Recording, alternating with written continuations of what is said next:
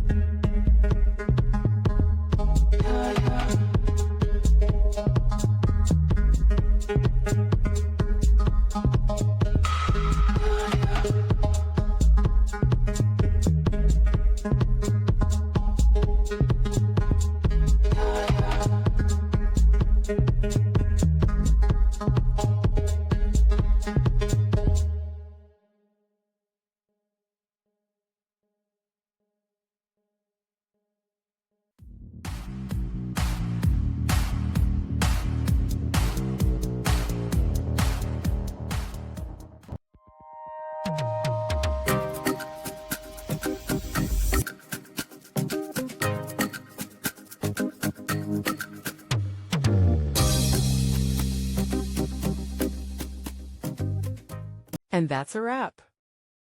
I hope you found the answer you were looking for.